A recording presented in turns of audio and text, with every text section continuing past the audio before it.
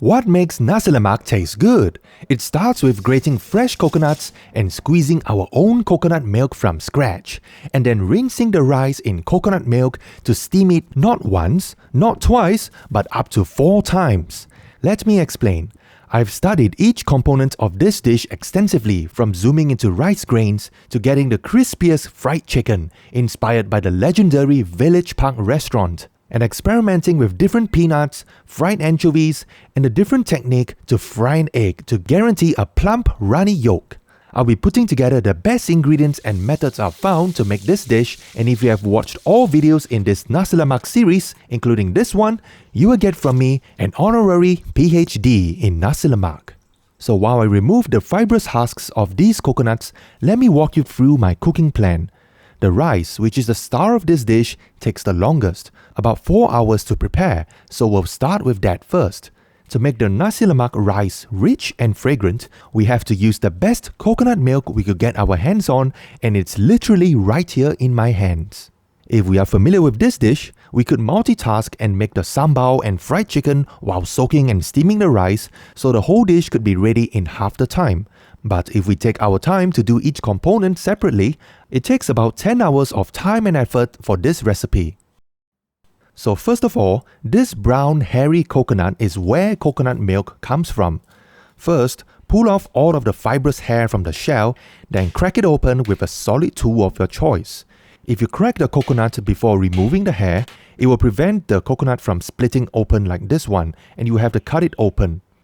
Trapped within the firm white flesh is fresh coconut milk, and making it at home takes about an hour or so depending on the technology you use to grate the coconut. The Stone Age tech is to use a metal scraper to scrape fine shreds. A metal fork would work too, but it would take all day to scrape many coconuts. In the past, people sit on this wooden stool with a metal scraper attached, as our Thai friend Pailin from Hot Thai Kitchen showed us how to scrape the coconut to get these fine shreds. A more efficient tool is to use a hand crank, and it comes with a vacuum seal to grip onto the table while you crank as quickly as you can to shred the coconuts. It's quite an arm workout. But over time, the vacuum seal wears out and stops working. So in this post-industrial age, someone has figured out that you could use a mortar to do the job by gripping the coconut close to a spinning spiky metal head to grate the coconut. Then you could bring the grated coconut home to squeeze it yourself. In Malaysia, they also do the same, and you could buy fresh coconut milk in the market because they have this giant machine to milk the grated coconut for you. But they add water in that process to maximize yield, which I will test later what's the ideal coconut milk concentration for rice in Nasi Lemak. So to take these coconut matters into my own hands, I ordered a household coconut grater that is made in Malaysia. To clean it, brush the teeth with a toothbrush and spray some water and rub dry with a paper towel because a regular cloth would be wrecked if you try to rub with it. Then press the coconut onto the spinning head to grate it and maintain a good grip at all times, otherwise the coconut might fly off. While I try to keep my hands safe and avoid the occasional flying coconuts, this is certainly much easier and faster to grate all these coconuts than using the hand crank. Once every coconut is grated, put all of the shreds into a filter bag and squeeze them as much as we can to unlock the sweet coconut milk. Making freshly squeezed coconut milk for your dishes like Nasi Lemak is not only the ultimate flex, but it also brings the most coconut flavor that makes freshly squeezed coconut milk highly sought after. And yet, it's rarely sold outside if you're not in Malaysia. Because in modern times, coconut milk is made in factories which most people use to cook Nasi Lemak. It undergoes heat treatment so that they could appear in the supermarket as shelf-stable packets or at the chiller section. This one is called fresh coconut milk, while this one is called coconut cream. So what's the difference? According to the Food and Agricultural Organization, coconut cream has to contain at least 20% fat to be called coconut cream, while anything in between 10 to 20% is coconut milk. So by looking at the fat percentages of these products, we can see that this product here, fresh coconut milk, is actually a misnomer because it contains high enough percentage fat to be called coconut cream. And in fact, it appears to be even higher than the coconut cream of this same brand. The real fresh coconut milk, in my view, is squeezed from freshly grated coconuts with no emulsifiers or thickeners. That's why these products' texture are a lot thicker than our freshly squeezed one. To find out which type of coconut milk makes the best nasi lemak, I tasted each of these products and we could immediately tell that the freshly squeezed coconut milk from the brown coconuts earlier is the sweetest and the most fragrant of them all. I could taste vanilla, honey, and roasted almonds, while the other coconut products pale in comparison literally as they are less fragrant and are likely blended with water in the factory to maximize yield. We tested this by diluting my freshly squeezed coconut milk, which had no water added when I made it, with a range of water ratios, and we confirmed through a taste test that the dilution is at about 2 parts coconut milk to 1 part water for the coconut cream to taste alike, and a little lesser for the chilled coconut milk, which we know is slightly more concentrated by the fat percentage.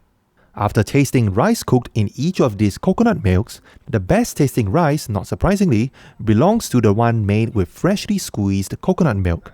The other products have some coconut fragrance, but it's quite one-dimensional compared to the real freshly squeezed coconut milk, which has a deeper sweetness and multiple layers of coconut aroma that makes you want to eat more.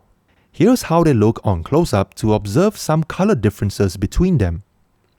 A common complaint I hear from nasi lemak consumers is when the rice lacks coconut flavor.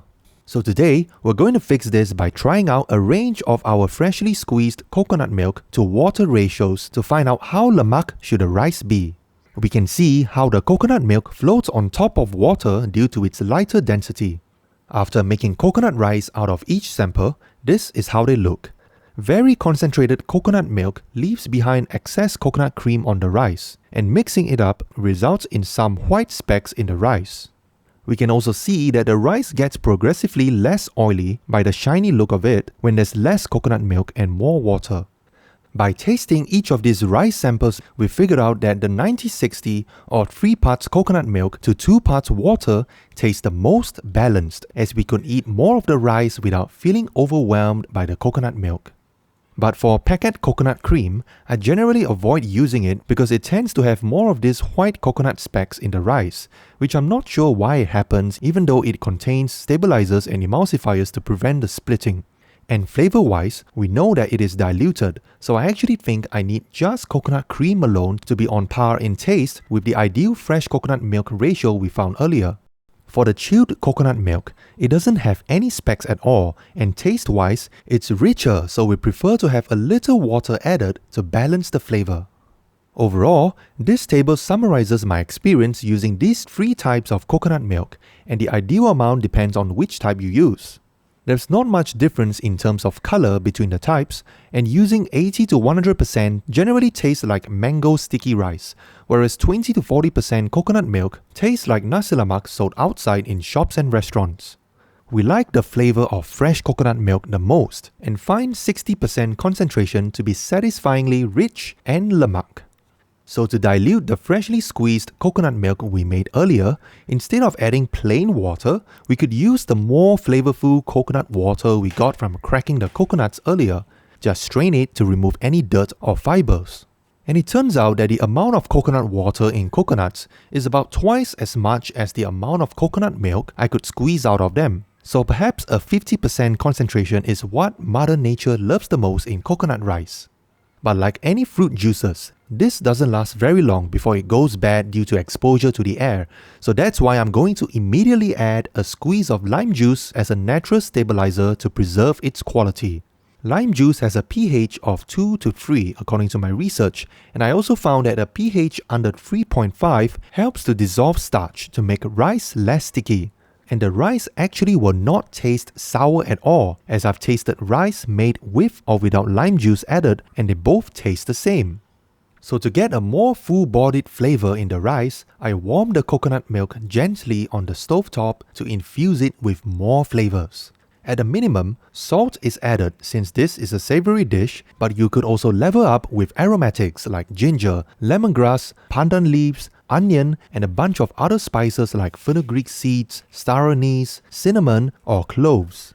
These are all common ingredients used to cook nasi lemak, but after steeping them in the coconut milk, we find the flavor profile too complex and not coconutty anymore. So a key lesson learned here is that adding more ingredients doesn't always make things better because it could crowd out the flavor that you want. Since we want the coconut milk flavor to stand out, we narrowed down to just 3 of our favorite spices to keep things simple, and in fact, it led to a tastier result that is more coconutty while enhanced by some aromatics in the background. Keep the heat on low so that it doesn't boil to gently work its flavors in, and let it steep for about half an hour before removing them so that they don't end up in the rice. Now that our coconut milk solution is ready, measure out our rice and rinse it. I'm using basmati rice here. Then I'm going to soak the raw rice in the coconut milk solution for 1 hour. To understand why, we need to take a closer look at coconut milk. According to our Thai friends with a PhD in coconut science, coconut milk is actually an emulsion of oil and water held stable by coconut proteins. But when heated during cooking, the proteins denature and the emulsion breaks, causing the coconut solids to separate from the coconut oil. So when it comes to Nasi Lemak, our goal is to get the rice grains to absorb the coconut milk in its stable form, not when it's split between oil and water. Therefore, we let the rice soak in coconut milk to absorb it first. And by tracking its weight every few minutes, I found that it plateaus after about an hour, meaning the rice has absorbed all that it could. Jasmine rice seems to absorb liquid faster, whereas basmati rice takes longer but absorbs slightly more in the end. The meaning of lemak in Nasi Lemak means fattiness in Malay due to the rich, creamy flavors of coconut in the rice. But this soaking process gave me another insight. Nasi Lemak could also be due to the literal fattening of the grain by soaking it in coconut milk. Once the rice is fully soaked, we'll drain it and then steam it for at least 3 times, which will take another 1 hour. And here's why I'm using a steamer instead of the conventional rice cooker. In my test, the rice cooker will caramelize some of the grains at the bottom, probably due to the coconut oil frying the grains. Even our friend Pailin from Hot Thai Kitchen observed this too when she showed us her coconut rice. I always get a little bit of a brown bottom with this rice cooker. It's not technically burnt, it's just caramelized. She didn't show the brown parts, but this is how mine looks like. Notice the brown grains in the rice, and it happens regardless of the type of coconut milk used. But this doesn't happen with the gentle stovetop or steaming, so I believe steaming is the better method to cook rice, and I could also steam the rice multiple times to make it even softer. The other cool thing about steaming is that we could separately customize the taste and smell of the rice. In our experience, dried spices are smaller, so they are better for infusing the coconut milk like we did earlier, and then we can taste their flavors in the coconut milk. Whereas fresh aromatics like ginger impart their smells but not its taste better during steaming. We also like the grassy scent of lemongrass and pandan leaves, but their juices taste bitter. So I suggest steaming them instead to bring their fragrance to the rice without any of the bitterness. To steam the rice multiple times, it first gets steamed without any excess liquid, and after 20 minutes, the rice has now swelled up slightly due to heat gelatinizing the starch inside the rice. But the rice is not done yet, because we are going to rinse the rice again in coconut milk. This brings 3 benefits. First, it washes away the sticky starch between the grains so that every grain is separate from each other. Second, the rice cools down, so some starch converts into resistant starch due to the retrogradation process. And this resistant starch is healthier because it digests slower, so it doesn't release sugar into our bloodstream as quickly as regular rice. And third, we immerse the rice in coconut milk to add more milk to the rice, about 20 to 30% more in weight each time. Add back the aromatics and steam the rice the second time to absorb this coconut milk. Then I'm rinsing it again in the coconut milk to make the rice as separate as possible. This is why I use Uncle Roger's favorite colander to hold the rice, because it's more convenient to rinse it afterwards in coconut milk, and it also lets more steam into the rice. Then steam it again the 3rd time and rinse it again in coconut milk 1 more time before steaming it the 4th time. The rice is now ready, and it's so good that it could be eaten on its own already, but we have to leave it in the steamer to keep warm until the rest of the components of this dish are ready. And don't throw away this coconut milk, as you can use it to make an amazing curry. Through our mini experiments, we found that the ideal number of times of steaming basmati rice is 4 times, so that it's nice, soft and fluffy. Steaming just 1 time is still raw, 2 times is still hard, 3 times results in al dente chewy rice, and 4 times is soft yet chewy and less starchy. For jasmine rice, however, it takes only about 2 to 3 times to get the best texture because it is softer and stickier. So avoid steaming jasmine rice 4 times because it makes it too soft that it melts in your mouth like porridge. But overall, I prefer using basmati rice because it's healthier, more fluffy and separated than jasmine rice. To learn how to make fried chicken for Nasi Lemak, I have to visit Village Park restaurant. It's probably the most popular Nasi Lemak in KL and their fried chicken is crispy yet light and aromatic. I was looking for the recipe and it turns out to be hiding in plain sight because they actually sell this premix so you could fry their chicken at home. It actually doesn't contain much flour compared to Western recipes as it's mostly made up of aromatics and spices. According to the instructions, I have to add an egg into the mix, which is interesting because what I found in my own research is that onions and garlic add crunch, whereas eggs alone reduce crunch, so the egg probably acts as a binder to hold the aromatics together to create crunchy crumbs. As instructed, I first add some water to the paste to marinate the chickens, but later I'll share why adding oil is a better idea. Then add an egg and the seasoning powder and mix it well with the chicken. After following the instructions to deep fry the chicken till brown all over and pouring in the leftover marinade to get these crispy bits, I can confirm it looks and tastes pretty much like the one I had in the restaurant. But I'm determined to replicate this recipe from scratch using fresh ingredients mentioned in the pack. Since I don't know the exact quantities, what I do know is that by convention, the ingredients are ordered from the most to the least.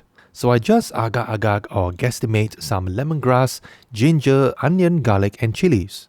For dry spices, I prefer to make my own mix using all the aromatic seeds I could find in my supermarket and dried chili flakes and Sichuan peppercorns for a warm spice mix with a mala twist. Toast the spices in a dry pan till fragrant. It smells like I'm in India. Then grind into a powder to get the best of both worlds of fresh and dried ingredients.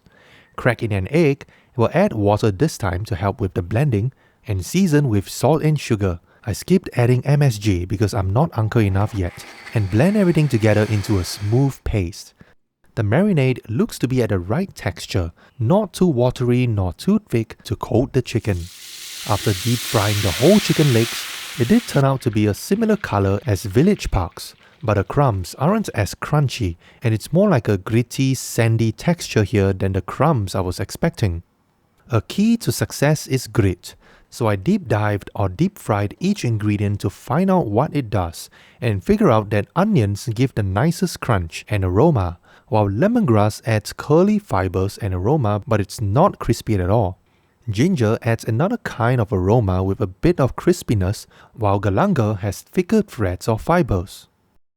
So by using an equal mix of these ingredients, we get some crispy bits of onions mixed together with some fibers.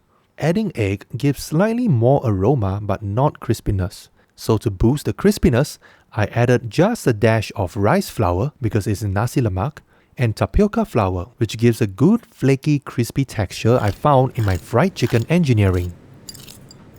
Adding double the amount of onion adds more crispy bits of onion flavor. Now I'm getting more of the crispy crunchy bits like Village Park's fried chicken. One more change I'm making is that instead of blending the ingredients with water, I use oil to do the blending so that it splatters less during frying. The water blend bubbles more as water escapes rapidly as steam, whereas the oil blend is more subdued so it splatters less. This makes cleanup way easier and both chickens turn out looking the same anyway. Overall, I compared my fried chicken recipe with Village Park's instant mix and they both look and taste similar, but the homemade version has fresher scents of onion, ginger and spices, whereas the instant mix tastes more like a savory cracker. I'm not sponsored by the way, but thanks to Village Park for creating this product so that we could be inspired by Malaysian fried chicken anywhere in the world. For Nasi Lemak, sambal is a must-have and it could take hours to make a large batch, but I learnt a new technique to cook it faster. For a classic sambal, it has these 5 ingredients. To manage a large batch, I split the ingredients to blend half at a time. I heard a lot of people say that the sweetness in sambal is due to the onions, but I find in my experience it's actually due to the sugar we add in there.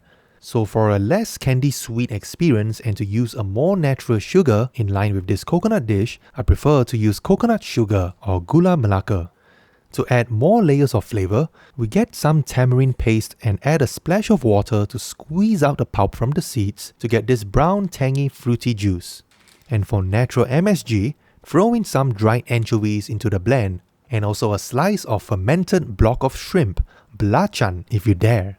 But the most important ingredient in a sambal is oil, so go ahead and pour oil into the blender until our Malay ancestors whisper, "That's enough." Because there's actually evidence that the amount of oil determines the final texture of the sambal, and based on my research and taste tests, too little oil leads to clumpy and dry sambal, and we like the texture of 50% oil because it gives the smoothest texture and the strongest flavor.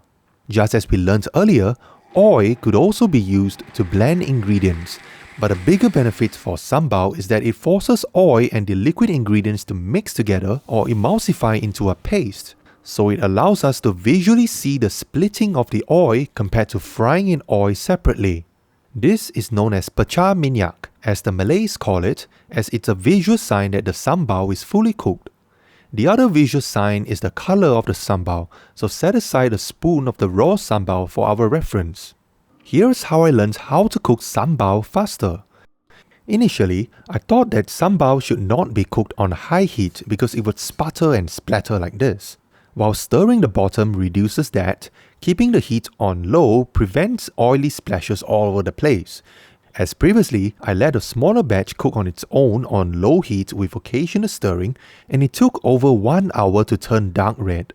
But for a larger batch of sambal like this, it's been over an hour and it's still not turning dark red. So I try to speed it up by stirring constantly on a medium-high heat setting, and turns out that this is actually a more time-efficient method to fry the sambal instead of leaving it on its own. It also doesn't sputter as much because I'm constantly stirring, and in just a few minutes, I started to see oil seeping out. So I continued for another 30 minutes of constant stirring, and it finally turned into a deep, mahogany dark red sambal. With sufficient oil, it will not stick to the bottom of stainless steel at all, and it's starting to have a texture that looks like minced meat. And after a while, we can see a clear separation of oil bubbling on top of the aromatic pulp, meaning it's done. Give it a taste and adjust the seasoning as needed with salt or sugar. This is already good, but for a deeper sambal flavor, we can keep going until the sambal caramelizes to a darker shade of red compared to the reference sample. We can see the transformation of the texture from a uniform paste to oil separating from the pulp. Stir in the reference sambal sample and set it aside to keep warm until ready to serve. Nasi Lemak also comes with fried anchovies and full-fat crunchy peanuts, and there are many types of dried anchovies and peanuts in the market. So let's find which ones are more flavorful.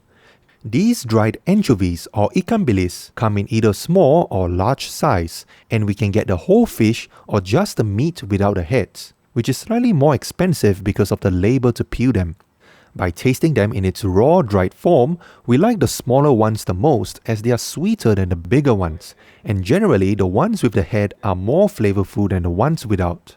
To make them even better, we deep fry the dried anchovies so that they come out crispy and fragrant. After trying each type of fried ikan bilis, again we like the small whole ones because the head and guts add more flavor than just the body alone. The big one is crunchy and flavorful too, so it's actually a matter of size preference. Frying the ikan bilis requires a close watch on the timing and temperature to avoid burning the anchovies as it would become bitter if overdone.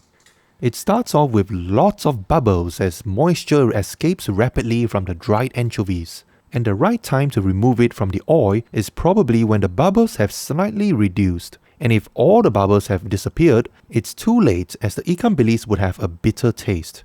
So I find that deep frying it for about 2 minutes gives the best crispiness and flavour. There isn't really a colour difference to rely on, so looking out for the bubbles and timing are more reliable indicators to get the perfect fry. And for the peanuts, they come in large size, medium size or small size, either skin on or skin off.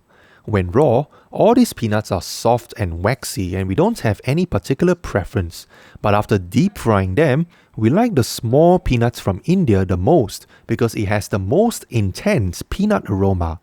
Generally, the skin-on peanuts are more flavorful than the skin-off peanuts. And the large peanuts from China are pretty good too, but the small peanuts from India taste a little more intense. Peanuts could also be roasted in the oven too, but freshly deep-fried peanuts come with an attractive shine due to the oil, but the shine gradually disappears over time as the oil probably gets absorbed. When deep-frying the peanuts, they take longer than the ikan bilis, so it's recommended to fry them separately.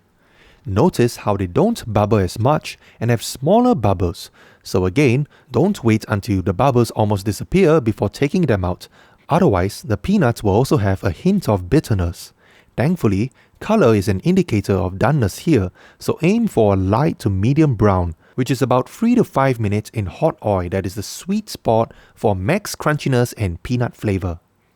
Save all the peanuts and fried anchovies because the crunchy, fatty umami and toasty flavours are so addictive as an all-day snack or in our Nasi Lemak.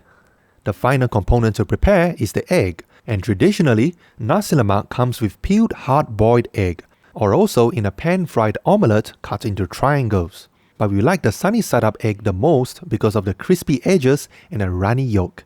So here's how to add a little more flavour and texture to this classic fried egg. First, do the water test as we see a lot on social media to make sure that the wok is preheated enough.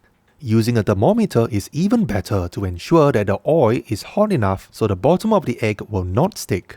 But here's something new I learned about how the amount of oil affects the shape of the egg. Because the egg white sets faster when it meets more hot oil and probably also due to more liquid resistance, so it couldn't spread out as much. Overall, using less oil makes a wider and flatter egg, while more oil makes a smaller and rounder egg. But to make an even crispier fried egg and still guarantee a runny yolk, instead of cracking an egg directly into the wok, separate the egg whites from the yolk first and fry the egg white until crispy brown. Then gently lower the egg yolk in the center and leave it for about 30 seconds to a minute or so until the yolk reaches the desired doneness. The yolk is where the center of gravity of the fried egg is, so make sure the strainer scoop covers the bottom of it to lift it while draining any excess oil. By frying the egg white and yolk separately, there are a few benefits. One is that we get to choose where the egg yolk is, not where it slides. Two is that we can control the doneness to guarantee a runny yolk. The third benefit is that the yolk will look more plump compared to the egg that was cooked as a whole, where the yolk tends to flatten out. But if you desire a maximum crispy egg, fry the egg white separately first and then flip it to the other side to fry to completely brown all the way through. Then gently lower the egg yolk in. I don't know what to call this, a brown fried egg? It certainly makes the crispiest fried egg with a runny yolk, but I still prefer the more conventional one with tender whites because the crispiness lasts only a few minutes before the brown bits turn rubbery, whereas the conventional sunny-side-up egg will always have tender egg whites. To add a little more flavor to our fried egg, we use the most aromatic oil we have after frying the chicken till golden brown and crispy. Fry the excess berempah to get crispy crumbs. Then fry our peanuts and ikan bilis till they are brown and crunchy and set aside. The oil is now super fragrant with all the aroma from what we fried earlier, so it's going to make our extra crispy fried egg even more fragrant than using regular oil. Nasi Lemak is traditionally wrapped in banana leaves for its subtle fragrance and eco-friendly packaging. So to serve my modern take on the traditional Nasi Lemak, get a fresh banana leaf and cut to size using a nice round plate. Wipe it clean so that it's ready to receive the rice. remove any aromatics and bowl up for presentation. Well, whoops, let's try that again. But this goes to show that the rice is so separated from each other that it's not sticking together at all. This time, we tried the inverted plate method and it turned out much better. The rice is the champion here, accompanied by a generous dollop of spicy sambal. Be generous with the good stuff. Topped off with plenty of fragrant fried peanuts and crispy little fishes. The finest fried egg with crispy edges. Add some cold slices of a juicy cucumber as a palate cleanser. And add on an ayam goreng berempah fried chicken with plenty of crispy bits. Take some photos for the thumbnail and let's hear how a 10 hours Nasi Lemak tastes like. The Nasi Lemak rice has a balanced taste of aromatics and slight sweetness of coconut. It tastes really good. The rice isn't starchy or sticky, and the sunny side of egg is evenly fried, though I prefer the egg white to be less brown. The sambal has a balanced taste to it, not too sweet or overpowering. It's delicious. The ikan bilis and peanut are fragrant and fried well, and the fried chicken tastes like the one at Village Park. Some people say that the food in Malaysia is better than Singapore's, but I've eaten good and great Nasi Lemaks in both places. So what I learned here ultimately is that as long as we put our heart and soul into cooking, people will find our food nourishing. So delicious food can be prepared anywhere in the world.